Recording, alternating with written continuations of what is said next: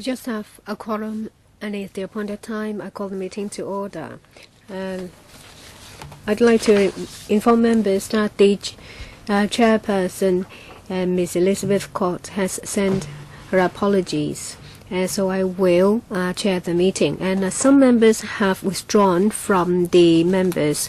As at 8th of December, over 20 members have withdrawn, and we now have 32 members. Item number 1, confirmation of minutes of meeting. It was the minutes of meeting dated the 14th of November. We have not received any proposals for amendment. Can I ask members to confirm the minutes of meeting? No objections? Then it is endorsed. Information paper issued since last meeting. Well, the first one is in relation to terrestrial television, digital terrestrial television. We received it in the afternoon on Friday from the administration. Well, the hard copy is not ready yet, but I think soft copy have already been issued to members. This is an information note. There is also a letter sent to us from the trade. Perhaps we will deal with it when we get to the item on the agenda. An information paper is issued since the last meeting, 19 of them, including those related to this item. I think most of them are related to withdrawals of membership from members. Date of next meeting and items for discussion, and that is the 9th of January. Next year, Monday at 2:30 in room 3. There are 2 items. First, update on the work of Create Hong Kong, and 2, update on the work of Cyberport in nurturing the information and communications technology ecosystem in Hong Kong. If there are no problems, item number 4, overview of the manpower situation of creative industries. May we ask the administration representatives to join us?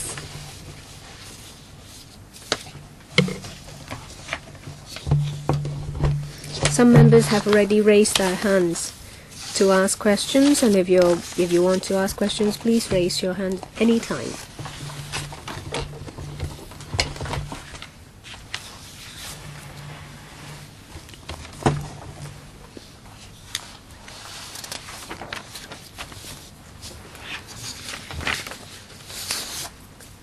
On behalf of the administration, to explain this paper to us are Mr. Jerry Liu, Head of Create Hong Kong, Ms. Fiona Lam, Assistant Head of Create Hong Kong, and Mr. Patrick Lee, Principal Assistant Secretary for Commerce and Economic Development. I will now defer to Mr. Liu, or is it Mr. Lee? Thank you. Chairman and members, creative industry is an important drive of Hong Kong industries. In the past few years, the number of establishments in creative industries stands higher than the other establishments. Between 2014 and 2015, the economic contribution from this industry is about 6%. That is the average annual rate. And in relation to the overall increase, the average annual growth rate is about 1.6%, which is faster than that of the total employment in relation to number of persons engaged. The creative industry is very important to enhancing Hong Kong's economic advantage, and nurturing our manpower is a very important part. Create Hong Kong at the beginning of 2016 conducted a study, manpower demand survey for the creative industry. We find that first of all, in the coming 3 years, it's expected to create about 6,000 vacancies, and 2/3 of them are creative positions and 1/3 are non-creative positions. including administration and related discipline. Second point is that the three industries that will have the biggest number of vacancies are design and digital, entertainment, and film and television. This is broadly in line with the manpower supply from students and graduates of post-secondary education institutions. The information also shows that the majority of these vacancies are for local and overseas business expansion. New vacancies are permanent in nature and not casual work on a contract basis. And the demand inclines towards higher skilled and higher education levels, and practitioners are more willing to start their own businesses. Sometimes they will get together with people of the same mind to start their own businesses instead of staying as an employee. Create Hong Kong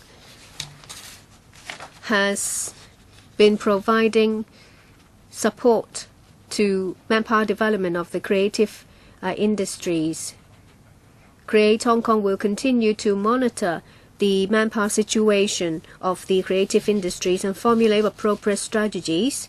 We will also cooperate with the academia and also the sector to further enhance manpower development. Thank you. We have with us in the first round Michael Tian, Mr. Chen Chen-ying, Eunice Yan, Lo Wei Kwok, Edward Yiu.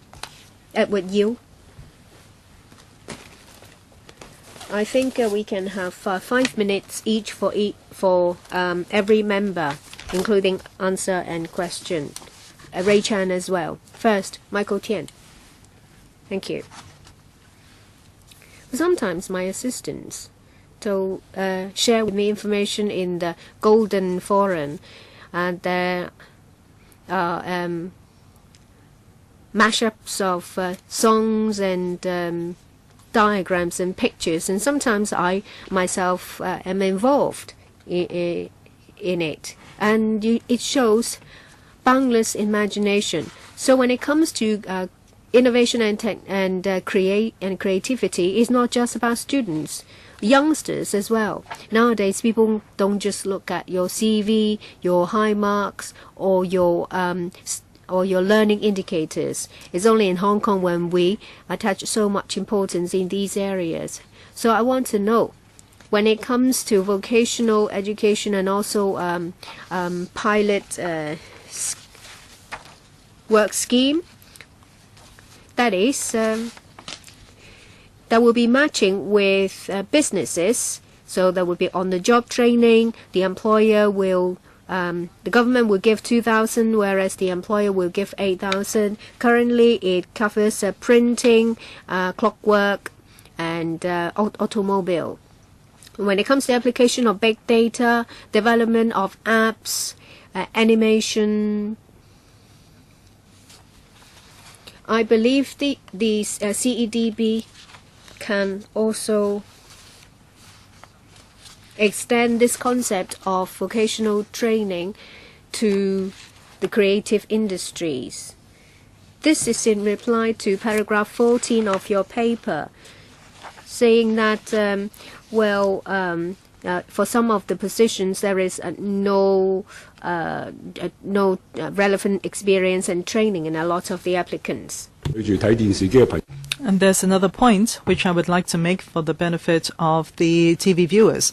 Now, in a more macro sense, in the past 10 years or so for Hong Kong, the creative industry had risen from 2.4% of the GDP to 2.6%, so that's 0.2% more. Now, across the river in Shenzhen, it's increased from 2.5% to 9% in the past 10 years, and that's a 6.5% increase. But of course, the government's reply would be simple. It is not to not develop creative industries and technology industries, but you have been tardy, and the LegCo had been pulling the leg, in a sense, in putting up barriers for the creation of the Technology Bureau. But now, CY Leung is not running for the candidacy for the CE anymore, and for anyone who would want to run for the post, if he or she wants me to support him or her, the person should consider putting this into the platform. And I'm sure anyone interested in the post would want to stay on in the post for not just 5 years, but 10 years, and for creative industry to increase from 2.6% to something like Shenzhen, what it is now, to 9% contribution to GDP is only correct. So creative industry is very important. Now, my question is, will you be doing so? For the first question, Mr. Liu. Well, for the first question, the VTC, Vocational Training Council, they have a number of programs under the HKDI, which is the Hong Kong Design Institute. They are offered as subgraduate level or sub-degree levels. And there had been subsidies for providing, together with the industry, the HKDI and other relevant sub-degrees for their graduates too. I'm sorry, my question was working while learning. That is to say, they still have a salary, $2,000 from the government, $8,000 from the trade, etc. Employer. What about that? Well, it will have to take a cooperation mode, and right now there is no such cooperation mode. Why can't that be done? Well, I understand. Why can't that be done? It's being done in other trades. That is, before they graduate, these young people offer this kind of mode. You have to really think out of the box. If even you cannot think out of the box, how can you nurture creative people? Well, thank you, Mr. Tian. We can definitely reflect this to the trade, and hopefully within a shorter period of time we can start offering this kind of programs. Now, if a trade or an organization comes to you and apply for funding to start that kind of a program, can it be done? Well, if the subsidy is less than $10 million and it is in keeping with the other objectives of the program, yes, it can be done. But I'm sure Mr. Tian wants us to be a policy level and not on a case-by-case situation. That's right. Well, I think for the creative industry, it is usually the younger people who join the creative industries. But on the other hand, I do not see in the paper a description of the age groups of the employers in the creative industries. Does the administration have such data so that we know the age groups as well as the trend and also the training needs, so that we will have more substantiation when we decide on training subsidies? And I'm going to paragraph 22 here. It says that the creative organizations would want to hire people who have experience rather than to provide on-the-job training for them. So my question is, how do you help people who have already entered the professions or trades, but they are not educated as technical people? How can you provide hands-on training or on-the-job training to them so that they can progress further? Not everybody is a graduate or a master's degree holder, we see. And also, you say in the paper that in the past 10 years, there had been a lot of SMEs and also entrepreneurs formed. and that has been the trend for creative industries participants, that is, starting their own businesses. My question is, for the recent, apart from the fashion entrepreneur funding, do you have other funding for these entrepreneurs in the creative industries? For example, financing platforms so that they can start these new entrepreneurial companies. Thank you very much for the question. First of all, the first question was about the demographics of the employees in the creative industries. Well, we do not have that information, but even though we do not have specific data on this, I would want to point out that in the survey we discovered that in the past few years, for the tertiary industry, tertiary institutions and the universities, they tell us that about 70% of the graduates and master's degree holders will go into the trade that they have studied in. And these are graduates mostly in their 20s. So we would believe, given that the younger graduates in the past few years have been going into the creative industries in big numbers. Now, as for your second point concerning the existing employers, sometimes they would feel that they want to have employees or hire people who have had hands-on experience to join their company or their teams. And here I would like to simply point out that for the Film Development Fund and the Create Smart initiative, there is a one-year internship program, so that apart from the theoretical basis and foundation, they will have hands-on experience, and this will facilitate them, and after completing the program, to enter into a long-term employment relationship with the company or employer concerned. Mr. Chan, and what about financing schemes or benefits? Will this be afforded the companies?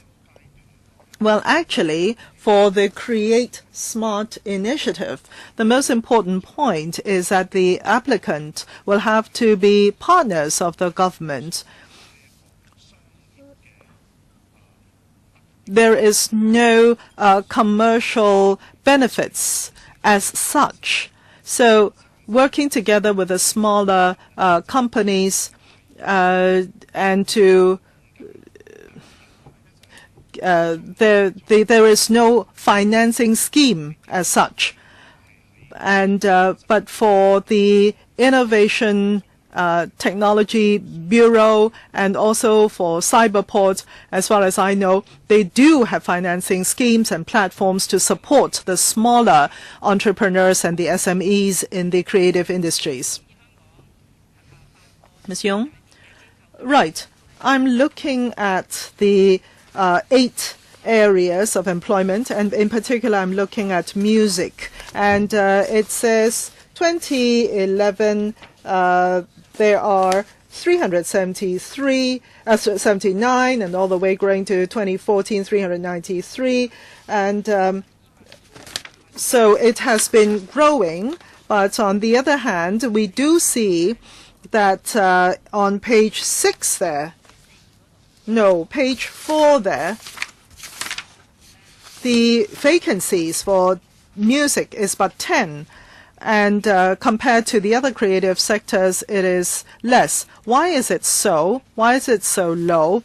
And a lot of people in the music sector say that after graduation, it's very difficult for them to find employment. Why? Is it because there is less demand for employees or people in the industry, or is it because the music courses or programs and the academic concerns do not catch up with the times? Now, Mr. Chairman, for music, the data that we gather is mostly in the realm of publishing of contemporary music. And we can understand as the employees' number increase, as that increases, I correct myself, as the number of employers increase, the employees' number are flat. We don't see any big increases. This situation reflects not only for music, but also for the other creative sectors, including digital entertainment, in digital content, and also advertising. As Mr. Tian had mentioned, there are certain internet channels design, and that is to say the young people are themselves turning into entrepreneurs, and they set up their own companies. So the number of companies set up increases, but on the other hand, the number of employees that these companies employ stay flat. So that reflects the progress of technology. With more and more platforms, the young people in the creative sectors set up their own small companies, and that's very different from what it used to be, where there were major companies, large companies employing a lot of people. And in music, this is exactly the case.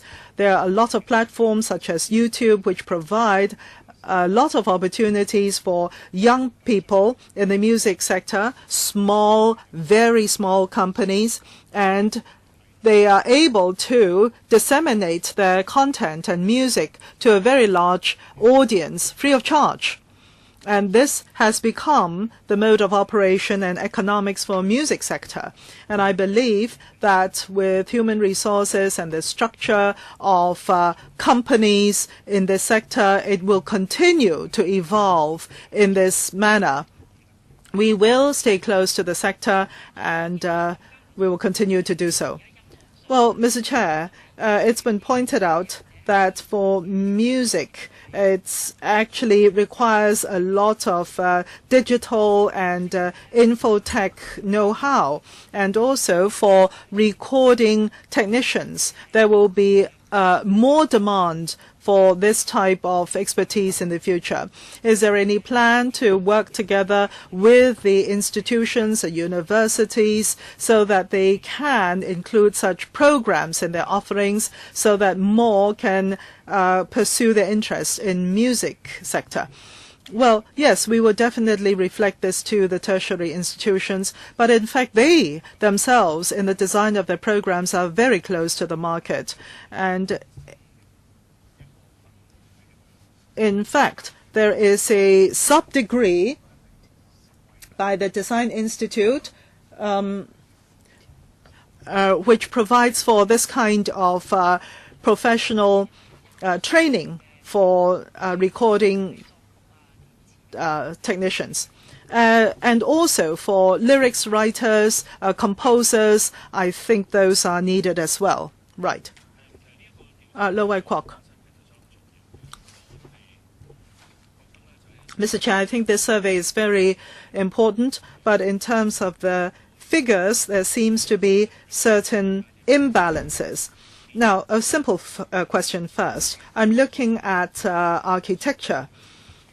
If you look at the number of employees 2014, it's 15,000 or so. And I do not know how you define architecture. Do you include only the design personnel, the architects in an architectural firm?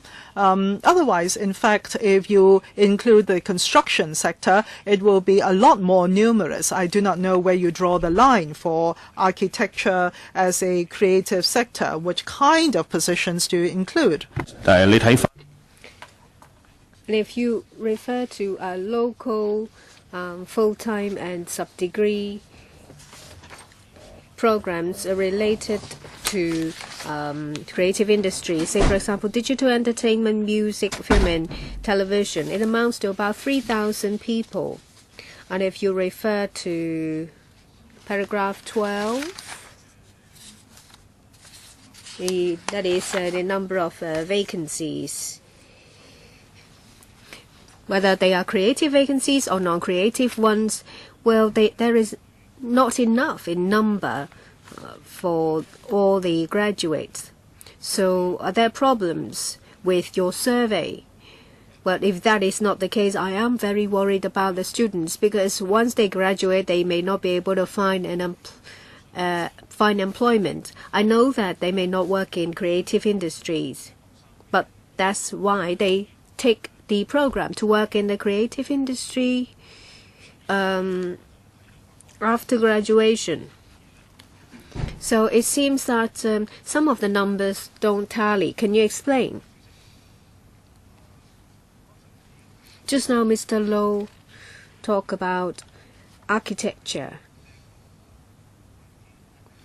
In Annex 1, the number of persons engaged by the sector. Well, the figure is provided by the Census and Statistics Department, and usually the target groups in relation to architect include practitioners working in architectural firms, so architects and draftsmen. Not many of them are related to construction, and I think well, that may include planner as well. And in relation to the two surveys, especially the total number of graduates as opposed to number of vacancies,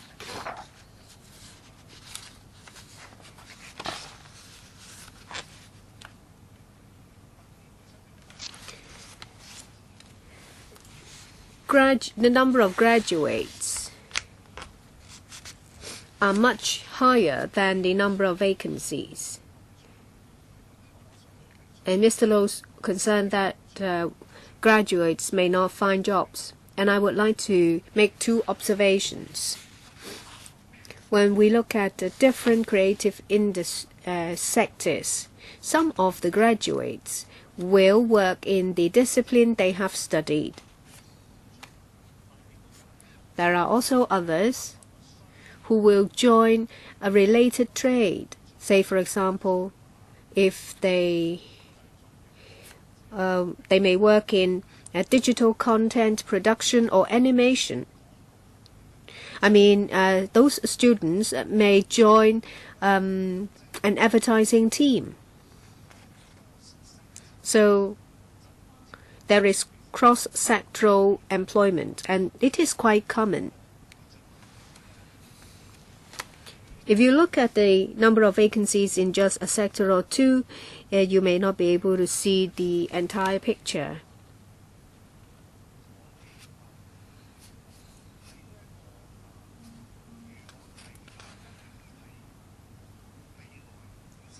And if you refer to the number of vacancies in the future vis-a-vis number of graduates, you have to bear in mind that a lot of graduates of sub-degree programs, they will continue to go on to a 4-year degree program. So they may not immediately join the labor market. I think there are about half of the students in sub-degree programs who would like to join, who would like to go on studying degree programs. Dr. Edward Yu, I thank you for the information, but most of it is a review. You have mentioned that in 2020, in the report on manpower projection to 2020, I cannot find breakdown of the 8 creative sectors. So can you give me the breakdown of the 8 under the report on manpower projection to 2022, MP 2022? If there is information available, we will give it to you after the meeting. Well, apart from the total, it said that for postgraduate, there will be an increase to 7,000, 2,000, postgraduate 23,000, first degree level for 23,000 and 5,600 at sub-degree level. So is the number of programs and places available related to this projection? We need more information. We'll see if we have the information. If we do, we will give it to you as soon as possible. Any follow-up? Next, Mr. Ray Chan. I see from the figures we're supplied with, say for example, number of graduates from creative industries. Well, have you done any survey or statistics about the income level, remuneration package, and starting salary? I'm very concerned about film and television. Number of graduates stands as the second highest, but as you know that there is the poor development of our film and television industry. There's only one TV station. Graduates may not join the trade. Well, C.Y. Leung is not going to seek re-election. TVB's share has risen by 5%. I hope this will be conducive to the development of Hong Kong's creative industries. I hear from some students that they will go to Taiwan to study because there aren't enough programs in Hong Kong. However, after they have finished their studies, they found that they would not be able to put what they've learned to work because there are not enough television stations in Hong Kong. So I want to know about Hong Kong's television station policy. Under the Create Hong Kong, there are a number of programs supporting film. But what about television? In the past, well, they train their own actors and actresses. But that was in the old days. That's no longer the case. Even TVB consider giving up the free domestic terrestrial TV. So will the government or Create Hong Kong do something to help the industry? Mr. Liu. First, I will reply to the second question of Mr. Chan's. Whether in the near future Create Hong Kong will, apart from giving support to film industry in Hong Kong, provide something similar to Hong Kong's television industry.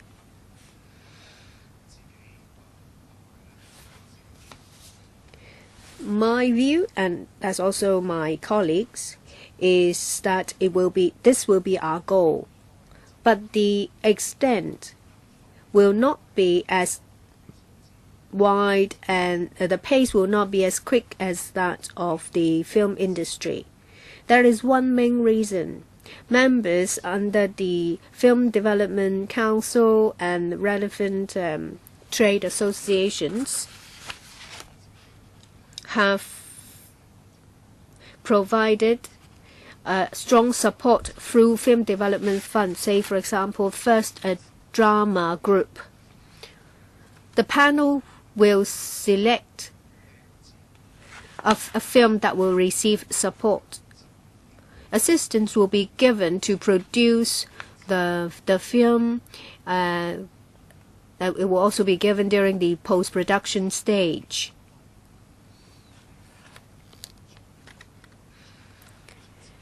It means that we can do more for the film industry. But when it comes to television, well, under the Film Development Fund, the scope doesn't cover it. TV, that's why it has fallen under the scope of Create Smart initiatives. It's mainly in the form of financial support, and it also is a facilitator to find trade associations to give them support in the execution of projects. In the past, we have liaised with trade associations of television and television stations themselves. We have a general goal, but I admit that if we are to have something mature like Film Development Fund, it is still on the drawing board. We would like to give information when it materializes. What about survey on the, say, starting salary? That's your first question. Graduates of film and television production, say for example the Hong Kong Academy of Performing Arts, and for sub-degree levels, say Hong Kong Design Institute or the City University, most of the graduates will see whether they have the chance to become part of mainstream drama. A lot of them are in event management. They assist in short clips or short films. It's rare for them to just work on one job and to receive one salary. They may not be able to survive on the income from, say, film alone. But they have the advantage to take up more than one job. Your time's up. Well, you don't have to draw the line so clearly between TV and television. For Netflix, HBO,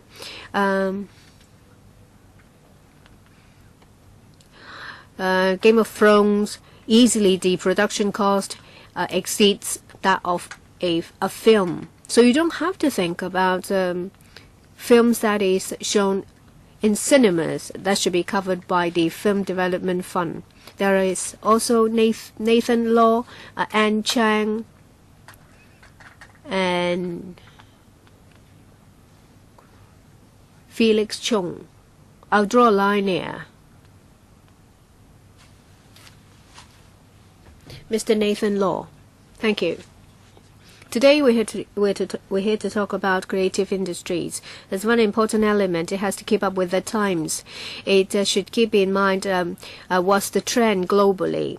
And I have to mention this, and this absent in the report is about streaming. Well, if you talk about digital entertainment, streaming is a trend.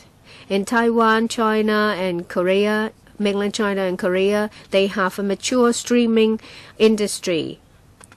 Is streaming live all over the world, covering millions of people. Is a huge industry. So the administration or Create Hong Kong, have they done anything about gaming and also streaming? Have they done any survey about manpower and supporting initiatives in this regard? I thank a member for the question. First, livecast. From the perspective of Create Hong Kong, how is broadcast? How is distributed?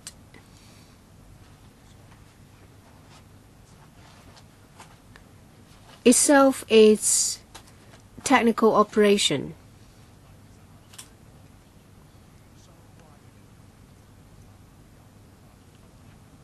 But when it comes to manpower training,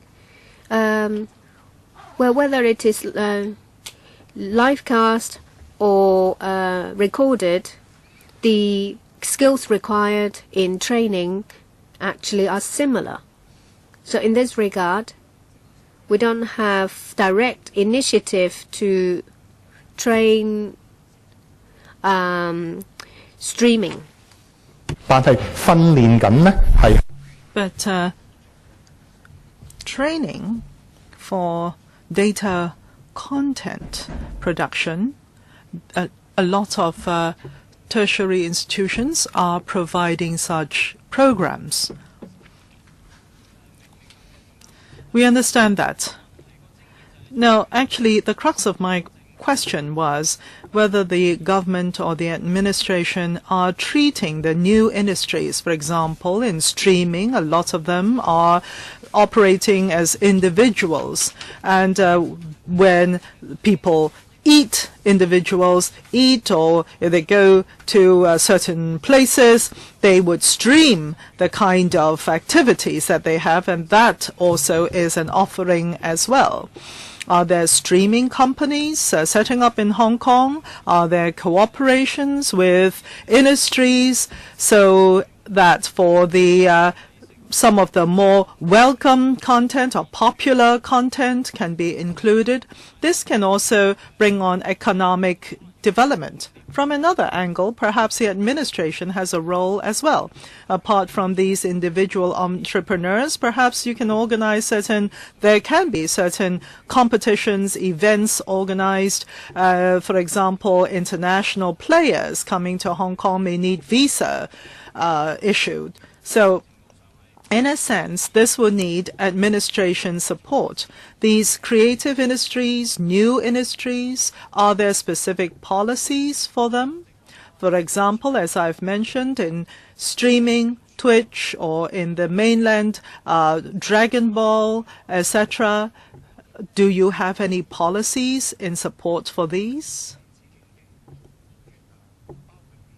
Digital gaming and competitions and live cast of these activities.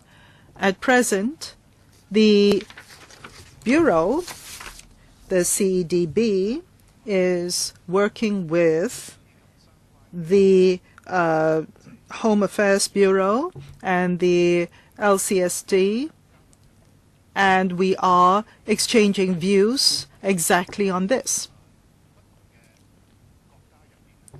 In different countries, live cast of digital competitions has become a sport. I understand that, but in Hong Kong there is no such policy. Well, now, therefore, there had not been a clear segmentation. And in your discussions, are there any issues or problems you've identified, and when will there be clearer policies? Well, at present, we are exchanging views, and we would like to hear the views from others. What about the people's views? No, we haven't come to that position yet. What about CGA and other relevant companies in the sector? At present, we are discussing bureau to bureau. Perhaps if you have further information, you can, perhaps this will also involve the Innovation and Technology Bureau. That happens all the time. If you have more information, please report back to us on this point. Ms. Chung? Now, I have realized that there's a lot of mismatches. There are vacancies with no one taking them up, and others who are unemployed. Now, I'm looking at a case, a social worker, 2016-2017, the demand is but 800 plus, but the supply is 1,200. New supply of social workers is 1,200, surprisingly. So perhaps the starting point in terms of salaries for social workers would be pulled down as a result. Now, I have a question here. In 2015-16, for tertiary institutions, creative industries related graduates, there's 10,200 people, and that's in para 8 of your paper. Now, of these, how many are recipient of UGC grants? Yes, Mr. Liu. The figure here, as far as I understand it, includes undergraduates as well as sub-degrees, and this is the total. And therefore, all these 10,200 of them are all UCG sponsored. So you're saying all 10,200 persons are within the UGC funded quotas? Well, that cannot be, because the maximum is 10,500 every year for UGC sponsored positions. Perhaps this number then does not include sub-degrees. Well, please do not do any guesswork here. Give us the exact number. Well, out of the 15,000 positions or places that the UGC sponsors, how many fall under this 10,200? And you also mentioned in your paper that you need 227,000 plus 227,200 positions to be filled. But you say that for 2015 it is only 130,000 or so, which means, in terms of supply, which means you have a shortfall of 3,700 plus persons to fill these vacancies. How do you propose to catch up? Because I see from your paper that you say there will be in the next 3 years another 6,000 vacancies. Now I'm referring to paragraph 12 there. Actually, it is projected that creative industries will in the coming 3 years generate some 6,000 vacancies, of which about 2/3 are creative positions and 1/3 are non-creative positions. How do you add to these 2/3 of creative positions, and can you add to the number of places in the institutions, please? Now, please refer to Annex 2 for your answer. In Annex 2, it says that for the 8 creative sectors, you can see that, I'm looking at the last line, the overall creative industries in terms of sub-degree and undergraduate productions, it is 7,802 for 2014 to 15. Now, for sub-degree holders, not all of them will immediately start work, but sometimes they would, after 2 years of training, they would go on to an undergraduate degree. So if you take some of that away, that is out of these 7,802, whether they can fill the 3,000 plus vacancies, well, theoretically it can.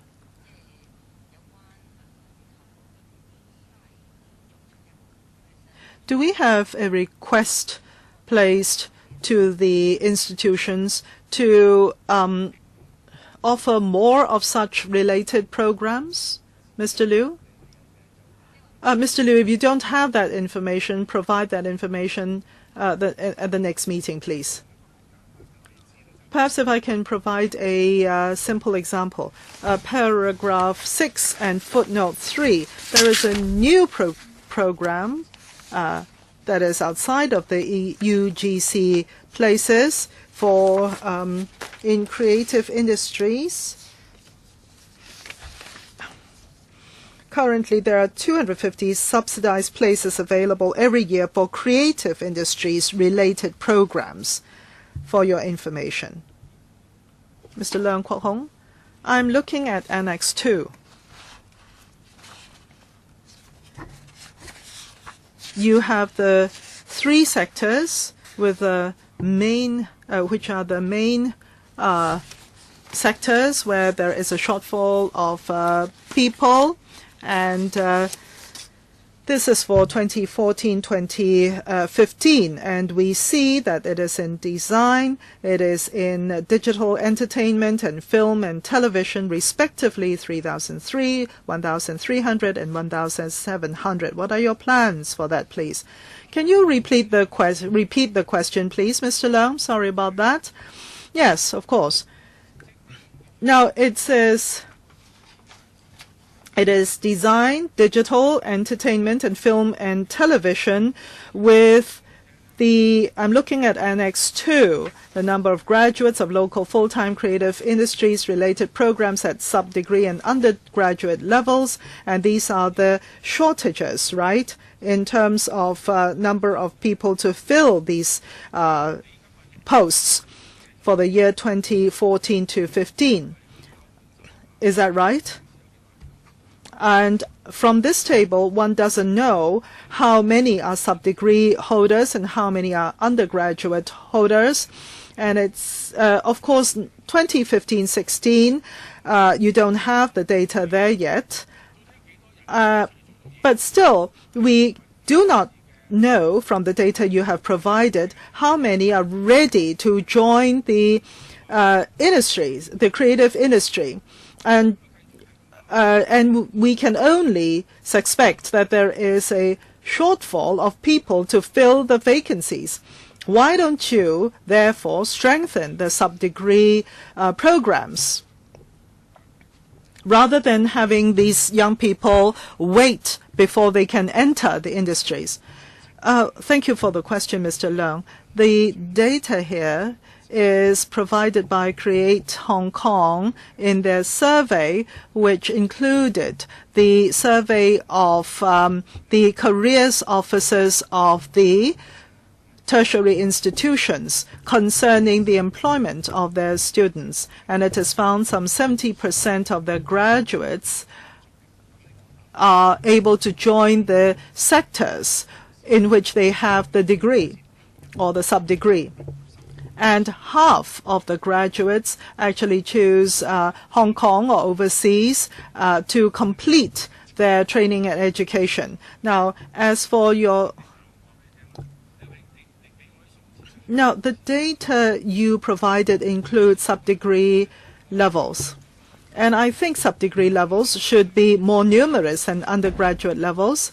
And you keep telling us that there are a lot of people graduating from the institutions, but on the other hand, for these three sectors, design, digital entertainment and film and technology, there is a shortfall of people, not enough people to fill the vacancies. I don't know how to treat this. All I can say is that you should strengthen the sub-degree programs and allow more to come to the market, because the tertiary institutions do not have sufficient places open as undergraduate places, and therefore you have created the sub-degree places. And this is man-made, and they actually were able to join the universities as students, but they're not able to do so because of insufficient places. Because you do not have sufficient budget, the Manpower Bureau, and you tell the youngsters, sorry, we don't have the requisite places, so enroll in sub-degree programs, please. And why can't you strengthen these sub-degree programs or create more places so that more can join the ranks in the sectors? Now, from the Education Bureau, they have, in the past period of time, including the past 2 years, they have had specific schemes outside of the UGC sponsorship to increase the number of places so that more people can complete their undergraduate programs. But this is ridiculous. This is something so simple. In fact, you can resolve this internally within the administration. Why don't you just do it? Mr. Chair, I'm looking at design. What does it mean, design? What does it include? Fashion design included, and what others? And does this come under Design Hong Kong? When it comes to fashion design, there are separate resources given to the design center under the administration. So can it be broken down from design to take fashion out from design in your definition? fashion design is very special and is quite complicated.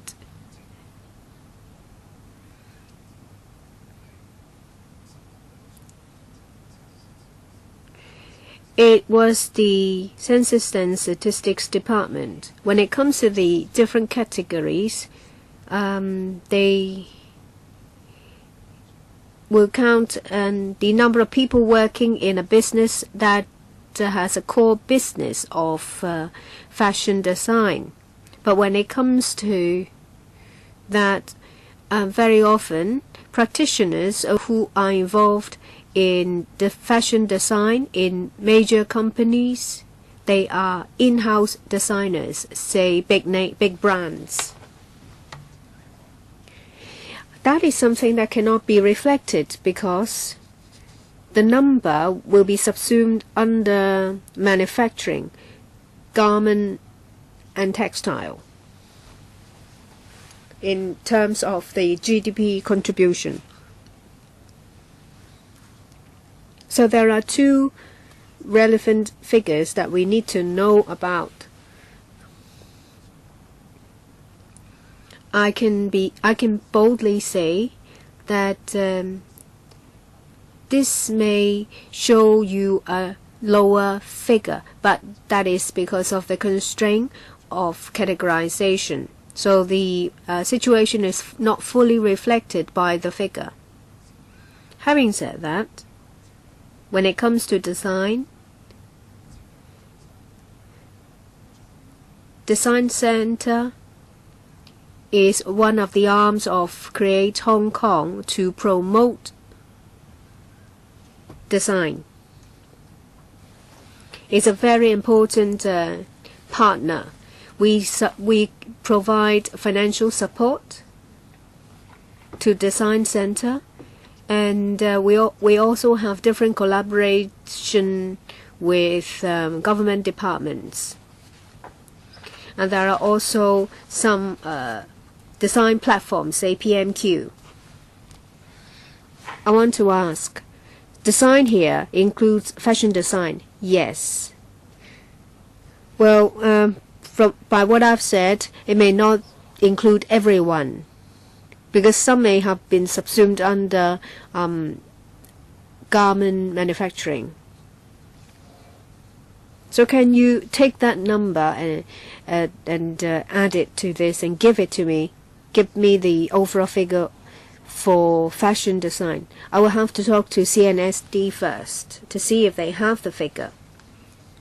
If it's a big garment manufacturing company, so just 2,700 or so here under design in Annex 2. Can you provide me with a more accurate figure? Yes. I think we will stop here, although members would like to ask more questions. The head of Create Hong Kong have heard us. And when it comes to the way forward, it's the usual. They will continue to monitor the situation and formulate strategies to respond to the changing needs of the landscape. When you come here, well, members will ask you a lot of questions and give you comments. Perhaps you can give us some directional information, say, for example, in terms of policy and what you can implement. Otherwise, it's like you ask members to give you ideas.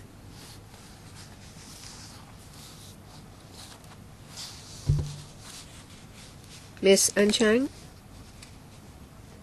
I thank Mr. Liu for presenting us this paper. I find that sometimes youngsters don't understand manpower demand, say, a few years down the line. And sometimes they've chosen a career, and after a year or two you find that you cannot change your career anymore. We do see a huge demand. Perhaps we can talk to the administration to reflect the situation to them. I've been chasing the Labour and Welfare Department. I have just spoken to UGC this morning. Sorry, there is no second round. And they said it's for the educational institutes to say so. We don't have second round. I thought, Ms. Chang, you said you have something to say. We're talking about the same thing. I'll give you my time then. Well, I thank you. Well, we have overrun a bit. I think we have to wrap up for this item. I thank Mr. Liu and his team to come to answer our questions. Next is update on information security. We'll ask government officials to come to answer our questions.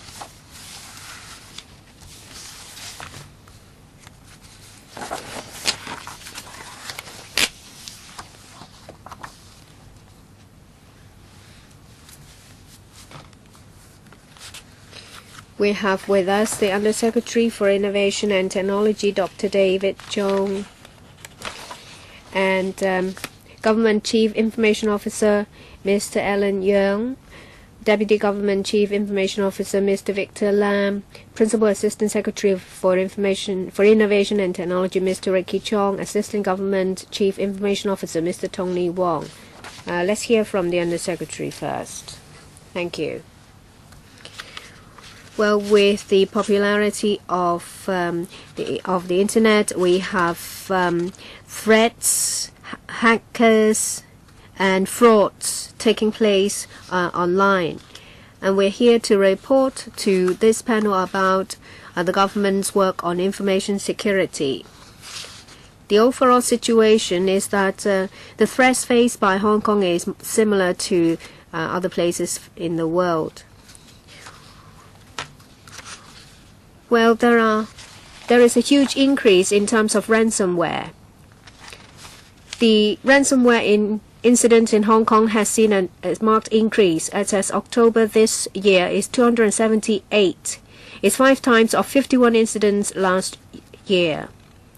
Seeing that ransomware will pose a significant threat to businesses and individuals, the OCGIO, the police force,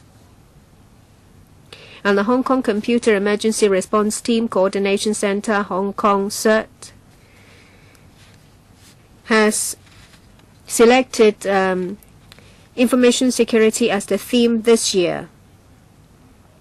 There are a number of thematic seminars organized to the public, schools, and businesses so that more information is provided to the public. In, say, for example, how such viruses are spread and how to enhance your information security.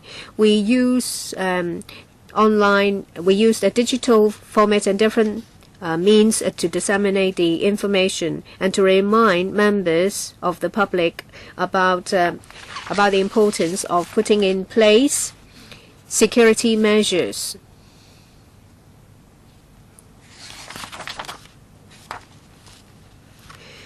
The Hong Kong CERT provides local businesses and internet users with information, guidelines, response service. The police force last year set up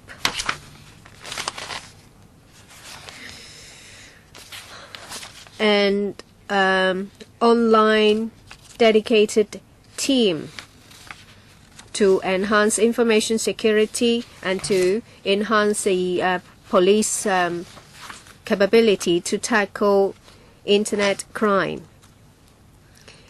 Support will be promptly given to users. They cooperate to enhance Hong Kong's resilience against internet and information threat. When it comes to support of SMEs, the 3 parties work closely together. They produce leaflets, practical guidelines to help SMEs to put in place security measures. Hong Kong CERT at the beginning of the year, together with a number of trade associations, launched the SME Free Web Health Check pilot scheme to provide free checkup of their websites.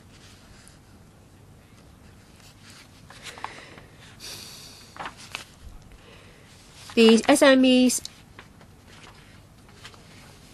the Support and Consultation Center for SME Cloud Security for SMEs has organized the SME Cloud Security Forum in September this year. OGCIO also conduct regular audits and drills for government departments. Internet threat will affect everyone, affecting billions of users. So international cooperation is very important. We have close liaison with chapters of different places of the world to share information on information security. We have exchanges. In March next year, there will be an Asia Pacific information security drill. We also regularly organize forums and meetings to share information about the most updated standard. Online attack is not standalone incidents anymore and is borderless. We will forge closer ties with stakeholders. We will continue to detect and try to understand the ever-changing cyber threat. We will come up with effective measures and enhance awareness and work with various stakeholders to protect Hong Kong's cyber environment. That's my report, and I'll be happy to answer questions and listen to members' views. There are 3 members who have raised their hands. So if you are interested to ask questions, please raise your hands to give us an indication. Michael Tiem, Eunice, Yong, and Mr. Lo Wai Kwok. Sorry, we will start with Mr. Michael Tien. At only 5 minutes. As far as what I know about information security, I think you're competing with hackers. And I think hackers are actually the cleverest people in the world. If you try to compete with them, I think it's just catch me if I can. When it comes to information security, most important thing is public education, because if everyone is vigilant, then there won't be any targets. I may be superficial. What you said are quite superficial. Seminars, competitions, meetings. You think sitting in a seminar will make you a possible victim. Some people who don't attend any of these seminars, they never know when they will be a victim. But when they become a victim, they will attend these seminars. You also talk about measures targeting youngsters. What about adults? A lot of adults, elites, they have fallen victim to these online threats, where someone from the political and business circle have downloaded a dubious app. And I think in this day and age, the best way to disseminate information is social media. This is the most direct way. And nowadays, when it comes to election, you will mobilize people using social media because it has the widest scope and it's also the most direct. If you ask youngsters to invite victims who are celebrities, they can make video clips to share their experience. It may be something easy that we can do to protect ourselves. At least you have to raise their awareness to make them more alert. Because if you invite these celebrities, then you have elevated the matter. People will be more interested if it's someone who is well known.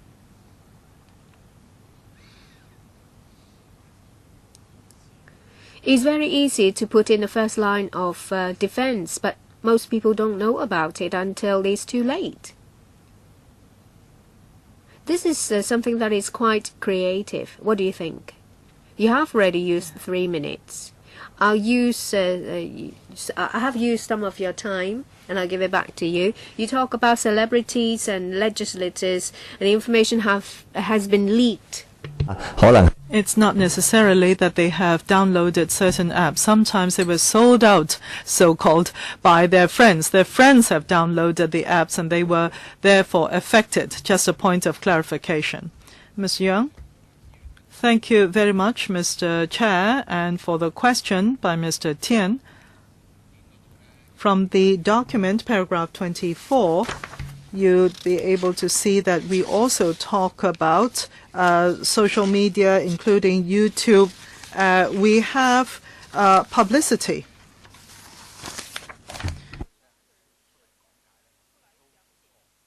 And yes, as you have mentioned, perhaps we can consider thinking about it and using different media, including YouTube.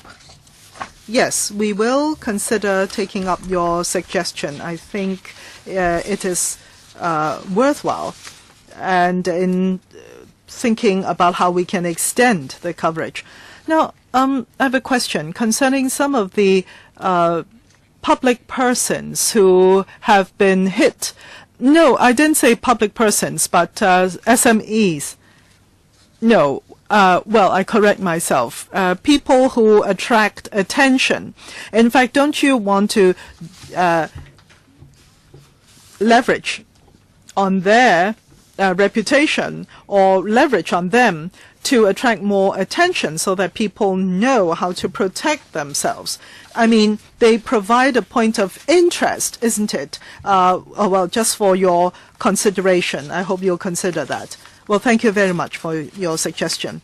Ms. Yong? Yes, Chairman. I'm looking at the figure, fishing, etc., even though for 2016 there's been a drop. Last year there was a 40% dropping to 32% this year. However, for a part of the whole, as security instances, this is 1/3 nevertheless. And we have just received from the Bar Association a document on the 5th of October. The office of the Bar Association website had been hit, and it's now the 12th, and I'm still able to open that false website on the internet today.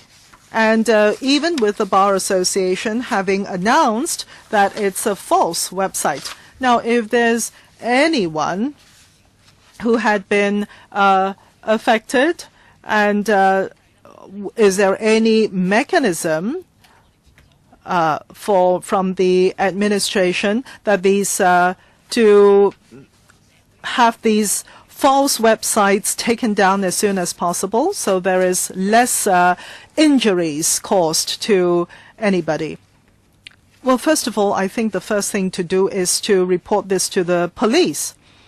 And the police will, depending on whether the website was set up in Hong Kong or overseas, well, if local, then the Hong Kong police would probably be able to more swiftly take actions. If it's from overseas, then I think the police will have to go through their partners internationally in order to take any actions.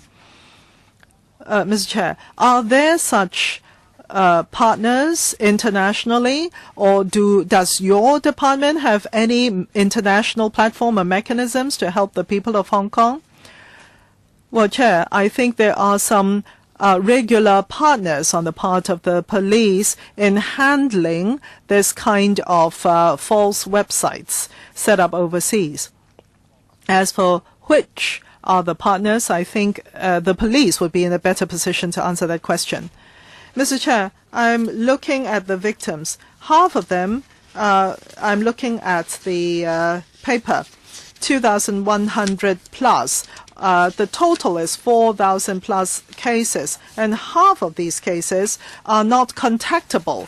that is, a user is not contacted. Now, what do you do with these cases in the future for this kind of cases? What are you going to do, and how can you reduce them?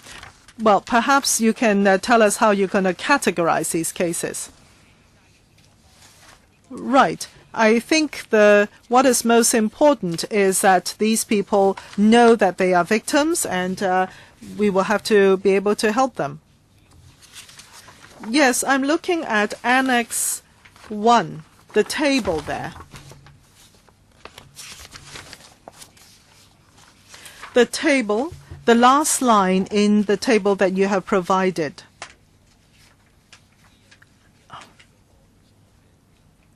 Right. Where are you, please? Annex 1, the second page, which is the last page in your paper. Which one? Which annex, please? I'm sorry. This is actually provided by the Secretariat of the LegCo. Well, in that case, you may not have the same information or the same numbering of the papers. Now, I'm looking at the paper provided in March of 2016, and that is in the first half of this year, the information that you have provided.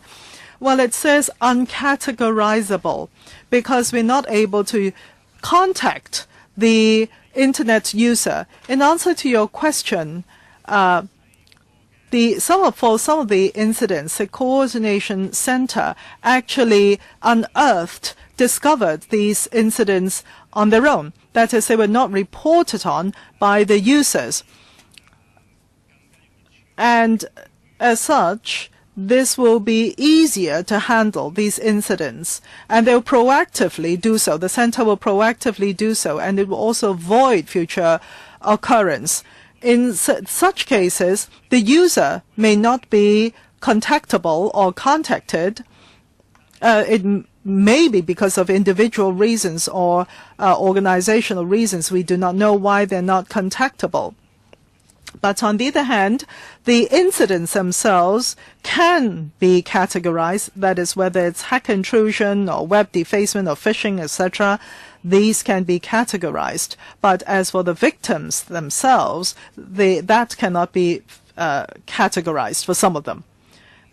Perhaps can you give us examples? Maybe for DDoS, you do not know where to find the users? No, Mr. Chair. For instance, Microsoft would have certain announcements concerning certain software, and our center would, on their own volition, investigate such cases, and at times the user cannot be contacted. They only have the IP address. And so they come up with an estimate of the number of people affected or users affected. That is correct. So this may pertain to certain software. So you do not know whether the victim's individual or a school or an institution. That is correct. We only have information on the IP address for such cases. Well, Ms. Yong, well, if we can have the IP address and we can find, and therefore from that we can find the victim and also the service provider. Well, Mr. Chair, not necessarily, especially for company users. The IP address may not be traceable to the person or the victim. So, yes, indeed, the cases will have to be reported before the identity can be actually ascertained. Mr. Chair, I think for hacking and Internet phishing, etc., there are lots of such cases every year.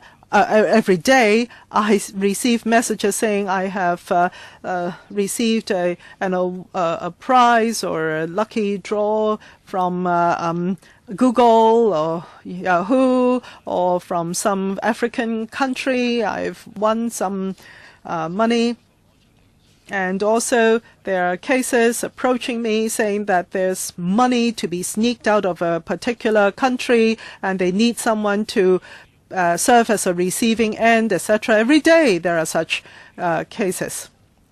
And also there are false requests for banking information, bank account information, for instance, etc., asking you to input information, and some claim to say that certain money had been paid out from a certain bank account of yours, and if you're impatient and you immediately go onto the internet and check check your bank account, then you would have fallen into the trap. And there are other cases saying that there is a delivery to be made to you, your home address, but it's actually a scam. Now, there are many, many such cases.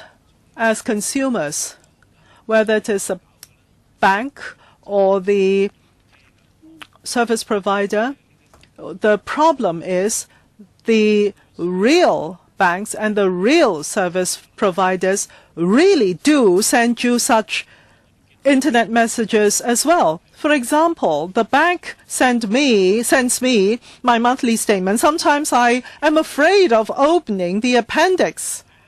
Well, actually, the banks usually do not provide you with an appendix. That's right. But I'm so worried. What I want to know is that whether it's SME or large companies, they all face the same problem. How can they make their customers feel assured that they can actually access their e-messages? Well, in fact, there's been a lot of criticism recently concerning the confirmation of information by the customers requested by the banks. Now, there is a major bank, and I'm a customer of that bank, and they are using the most primitive of methods. The bank wants me to fill in by hand the relevant information and mail back the response to them. The reason why I'm raising all this is that apart from stamping out such delinquent cases, we also have to teach and educate our public as to how they can handle this, and also allow the organizations or companies, whether big and small, to serve their customers effectively. Now, in the case I've just mentioned, I brought this letter purportedly from the bank to the bank branch. I showed it to the manager, and even he was not able to confirm to me whether it was or was not a genuine letter from his bank. And it was only by calling up his senior that he was able to confirm that, because there is just a myriad of scams out there and ways of going about these scams. So what do we do? Well, Mr. Young? Yes, Mr. Low has raised two issues. One, for this kind of malignant or malicious software, how does one raise the awareness and among users? And secondly, how do the banks or organizations actually more effectively communicate with their customers and consumers? Now, for the first question, I think that's a main issue. I think Mr. Low also mentioned that as well. According to Horizon and Semantic report, every day there are 1 million new malicious software issued or distributed in the internet every day. And if it is 0.1% that gets into your mail, then every day there would still be 1,000. And even the filters, the firewalls, are not able to weed out all these software. So if you're not sure, do not click on anything. And through the government, through the coordination center, that is HK-CERT, and also the police, we have been raising awareness among students, SME, and others about this. Mr. Low talked about dissemination of information to organizations, or when organizations send information to users. Well, they will not want you to click on the attachments because dubious information will be hidden in attachments or some dubious websites. And I think this is down to public education.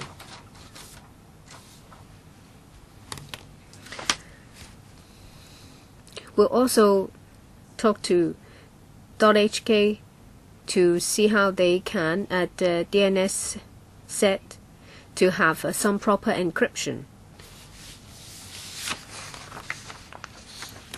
It seems that you haven't made it clear. So what about genuine organizations and genuine users? In the myriad of malware and these dubious sites, how can we make sure that the information is from a genuine organization? We target different groups in our publicity campaign. And I think what Mr. Low was talking about was information technology practitioners working in organizations. We have some dedicated seminars for them. These seminars aim to encourage these practitioners to put in place measures to protect information. We have the information technology voucher that will help SMEs so that they can spend some money to protect their own system. Information security is not a duty of a single person. We need everyone. We need everyone to work together. Just now, you have heard that in our information center, you will find updated information that will help improve your information security. The information is available from our cybersecurity information portal. We also have radio APIs. We will disseminate information about the latest development in information security so that you will know to put in place proper measures to protect your system. We still have some time, so I'll ask some questions. I think Mr. Low has made a very good point, and I don't know whether you should make it one of your considerations. Mr. Low talked about banks. Well, the Hong Kong Monetary Authority plays a role.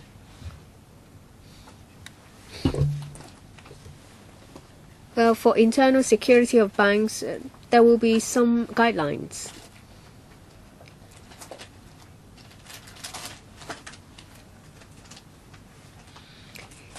You need to teach everyone.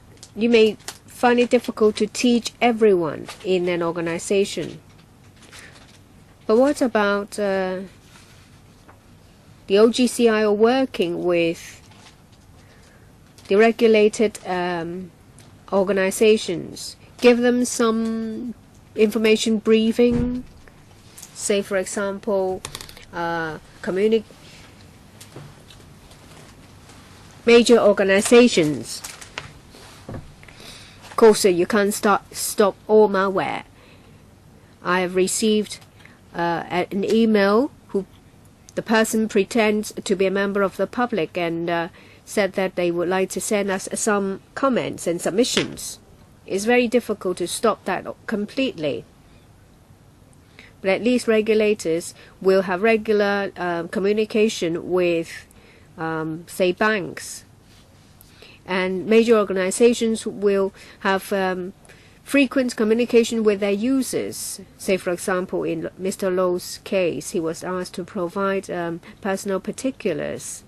And I think it's not just about information security, it's also about personal data protection.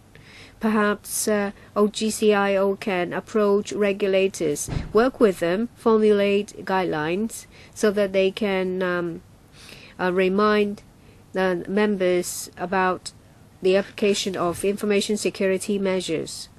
We'll reflect your views and we will liaise with Hong Kong MA to see if more technology can be used in Know Your Customer. And I would like to ask a couple of questions. In this paper, you have talked about many different areas, what the government has done. But for some other areas, you haven't really touched on them. And I would like to ask about manpower training. A few days ago, there was a roundtable meeting with the secretary there. Some people talked about difficulties in recruitment in the ICT sector, and they mentioned about areas with particular difficulties. A few of them mentioned security. There is a serious lack of talent. You talk about information security measures, enforcement, but there is a very important part. Where do you find manpower? You have the SME information technology voucher to provide subsidy for SMEs to do something about their own system, but they don't know who to recruit and whether they are of the right caliber. So would you introduce certain schemes to target manpower training on information security? Thank you.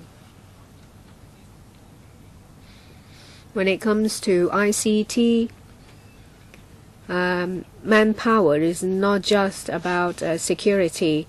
It's also related to cloud computing, big data, and IoT in the development of smart city. There is an acute need for manpower. We are in close liaison with universities.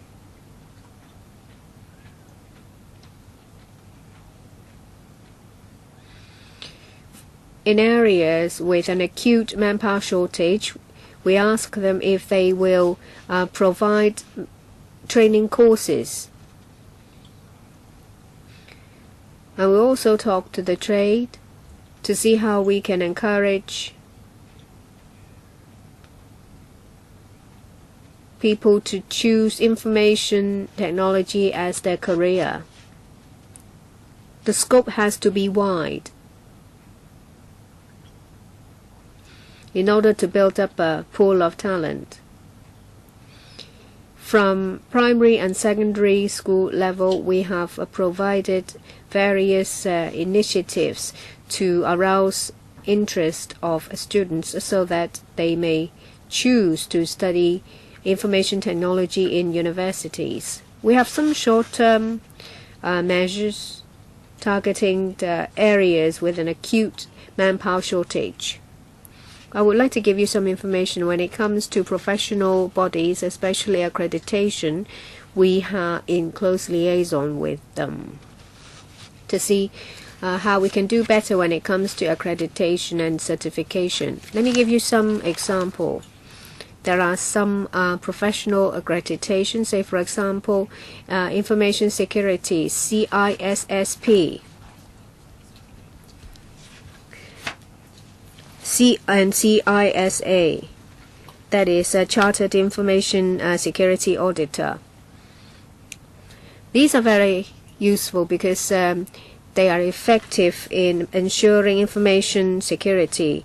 And we see an increase in number in 2015-16. In 2015, CISSP, CISA, CISM, there are 4,913. 2016 is an increase to 4,222. to 29 from 4,093. Whether such increase is sufficient?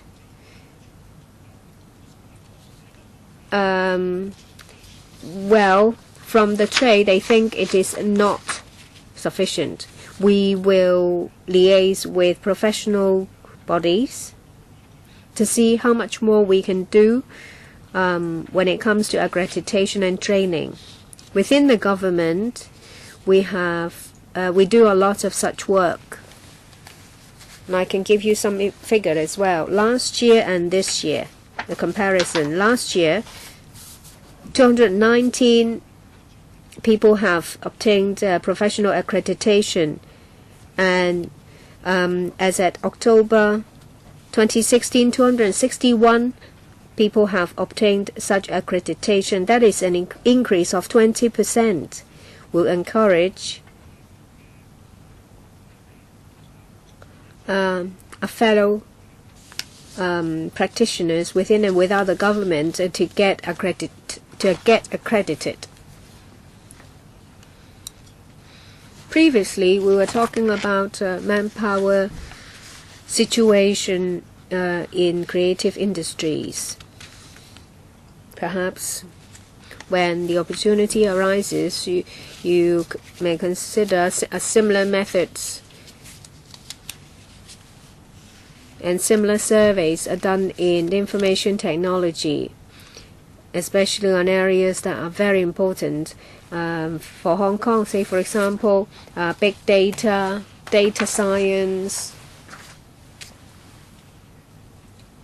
Consider doing some surveys, just like those ones in the previous item. Well, they obtain the information from census, and I think this is a new idea. Say, for example, big data is not covered by the census. And if a survey can be done, it will be very useful to plan for the development of the industry and also manpower training. We're still early and there aren't many members here. Let me ask another question to see if you can answer it. In the paper, I see very little information about information security inside the government. We see some standalone incidents about attacks on a particular website, and there are also some one-off incidents. Say the Department of Health saying that some of the information has gone missing, but the government have not made it clear. Maybe it's something to do with information security. You have not given us all the information. The government just gave us a very short answer saying that it's very safe. Perhaps you can give us some figure. How come that there are still these incidents in departments? We wonder why it happens. Usually, what are the reasons? So how come on and off we still hear about such attacks or such incidents? Is it because of the carelessness of frontline officers? Have you done any investigations? Have you made any inquiries to find out the reason why? In the past 10 months, from January to October, attacks, say, by malware against government departments amounted to 3. We've looked into them. It's just general problems. When there is a software arriving at the email, it was clicked, and so the computer was infected. But they have immediately told the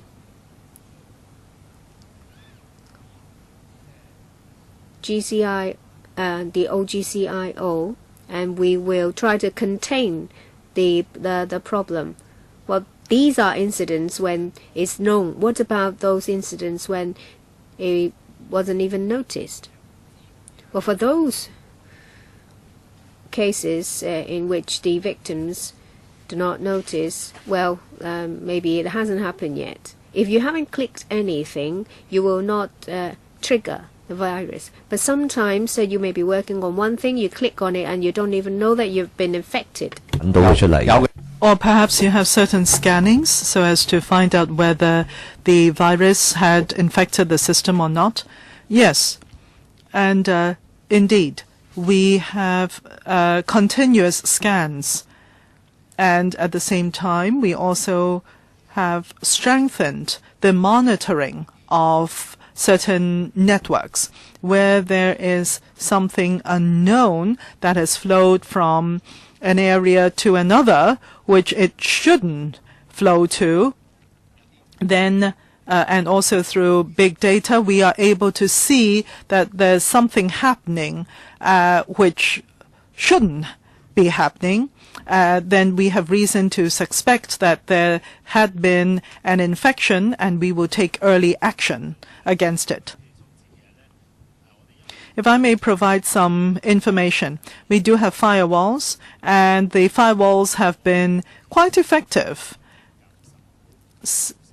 Over 90% of the email are not genuine, and they have been stopped by the firewalls. And as the director had mentioned, if someone had clicked on malicious software and the system had therefore been affected, we will immediately look at the email which had entered because of that infection. We will look at the